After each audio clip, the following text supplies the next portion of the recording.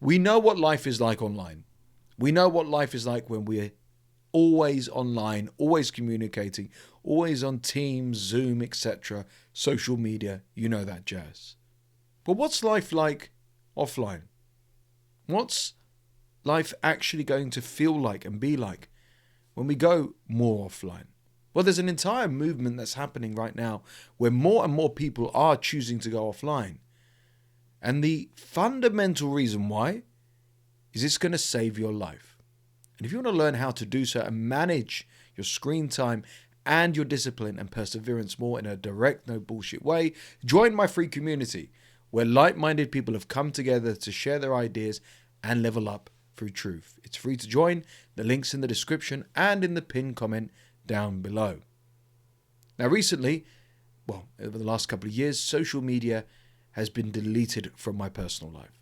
It has been the greatest decision ever, but also served many other apps as well, served many other distractions as I call them, and I've gradually gone more and more offline. Now that's very, very, very difficult to do when you're an online coach, when you're on YouTube and so on, and running a community, a very, very popular, very fast growing one. But at the same time, when I do press airplane mode on my phone, when I do go away, do I switch off? Do you switch off? No, we are still online to some capacity. We are addicted to Wi-Fi, addicted to the dopamine hits. And even if we're the most disciplined, stoic, and old-fashioned people ever, we still don't know how to digitally detox. And by digitally detoxing, it means literally, no bullshit, going offline for good. There's my phone playing off in the background despite me putting it on airplane mode. But here's the deal. I mean this when I say this. It will save your life. It will save your mental health. It will save your health. And it will save years on your life doing this. We used to live in a way, for those old enough to remember, where we were chronically offline. We were present. We were there. We weren't behind screens. We actually took everything in. However, now we can't even remember what those days were like. So, if you don't believe me, let me give you some actual no bullshit reasons why going offline will save your life. First of all, you're getting dumber. Yeah, I'm going to say it. It's not an exaggeration to believe that scrolling is passive consumption. Offline forces our brains to actually think again. Have you ever come out with an opinion that wasn't yours? I'm sure you have. We all have. Have you ever thought to research the facts and information before coming to an opinion? Okay, depending on the argument, fine, fair enough. But have you ever actually said how you really truly feel recently? Have you ever actually communicated coming to your own accord, your own opinion, without trying to insult other people, without even trying to be a rebel without a cause? No. That's because we're stupid. And we're stupid because we are consuming too much. And we say that we don't like social media. We say we don't like these things. And yet we mindlessly scroll even on YouTube as well, which I believe is the only social media platform worth it. So if we're getting more stupid, how is that good for us for the long term? Well, it's not. You don't need to be dumber in today's day and age. You need to be smarter. You need to be on the ball. You need to be focused. And I know there's idiots online saying, well, this is how you do it, and I manage my social media that way. No, screw that. Be smart. Literally, by going offline, you think again. For God's sake, people even read books whilst listening to music on social media or having a video playing in the background as well. Why not just grab a book, not even a Kindle, a real physical book, and read it? I did that recently. I used to listen to music as I'd read books.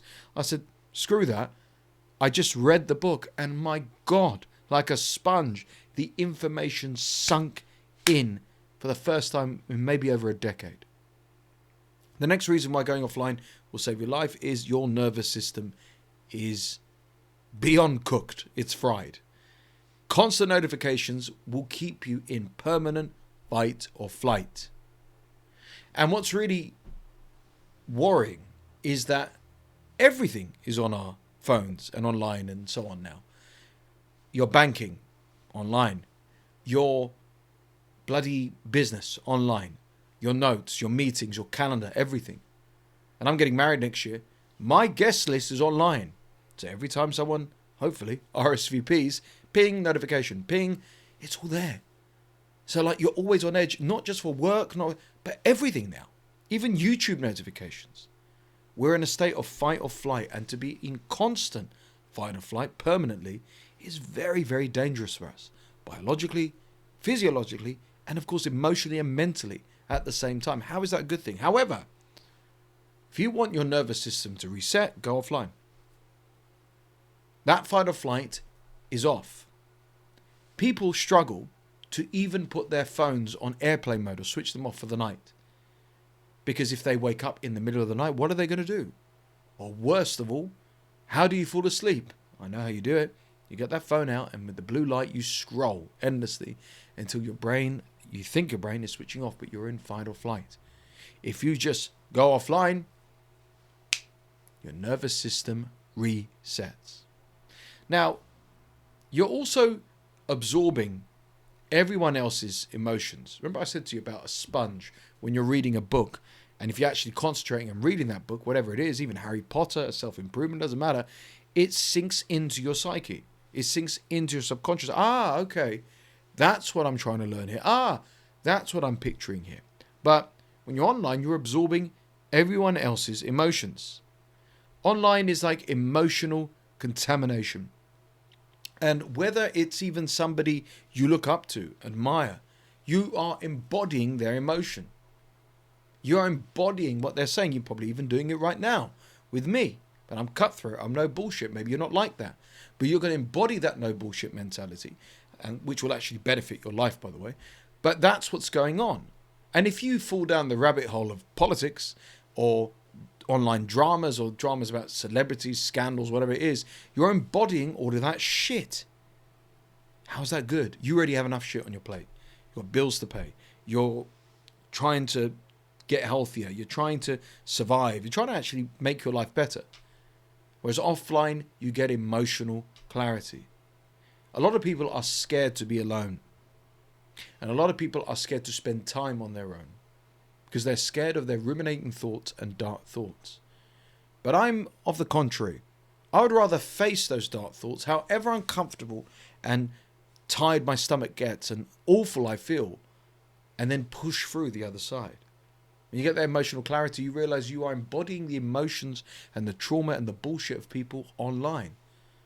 When you go offline, the only emotions that matter all along are your own. And what are those emotions? Why do you have them? How are you processing it? Next, you feel lonely even when you're connected. You get pseudo connection online, but no real intimacy. It is why dating apps, for example, are a multi-billion-dollar industry. People who feel like they can't get a date to save their lives or have been single for a long time have that burst of dopamine if they get a match. And obviously, there's a bit of conversation there and maybe an exchanging of numbers, but it's still no physical date. And it's the same with online. If we are going on social media and saying, oh, I spoke to Mark today, I spoke to John, I spoke to Billy, I spoke to Helen, people who you haven't seen in years, in ages, but you spoke to them via a DM or message or a comment on Facebook, you feel that's a connection. But that is not real intimacy. That is just literally hearing from somebody that you haven't heard from for a while, and your brain playing tricks on you, assuming that they give a shit and you give a shit about them. Offline forces real human interaction instead. One of the greatest tests I ever did was deleting all my personal social media. And I said to myself, I will know who my true friends are by being offline. It's the greatest decision ever, because those who messaged me directly, called me, responded to me that way, made an effort that way, were real. And lastly, this is something I used to struggle with a lot for many different reasons, but your sleep is screwed. The blue light anxiety and the mental stimulation, you wake up feeling half dead. I have seen people and coached people who have gone to sleep, like I said, or as they say, they try to go to sleep with their phones because they have deluded themselves to believe it relaxes them. When in actual fact, it's the opposite effect. And I almost fell down that rabbit hole as well.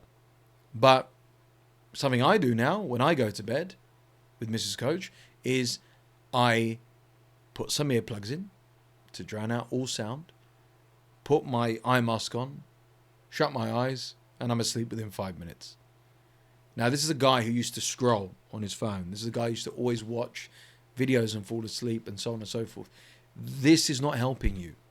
And it's like those people who say, well, smoking relaxes me. No, you're wrong. Smoking is giving you the illusion that it relaxes you because it's the only time of the day you're taking a deep breath in. You think gambling is fun and a distraction, when actually gambling is just so destructive and toxic. I would know. I was a former addict. And you think that it's a engaging, fun thing when actually you're just throwing your money down the drain.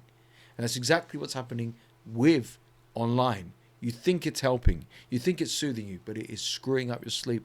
And because guess what? You get up in the middle of the night. What are you going to do? Because you feel you can't get back to sleep. That's right. Back to the phone. So go offline. Limit your exposure to it. Stop bullshitting yourself. And if you want to go to that next level of fixing your problems, improving your life, and being around like-minded people who will hold you accountable, basically the family and friends you've never had in your life, join my free community. It's called the No Bullshit Society. The link's in the description and pinned comment below, where we actually help one another and actually give you value. There's a return on investment instead of scrolling mindlessly and ruining your life. So, have you gone offline? Are you gradually going offline? What benefits and changes and experiences have you seen for the better? I want you to share your truth and your experiences in the comments below. Because here's the thing, when you do that, you have no idea who's going to read that comment and what impact positively it will make on their lives.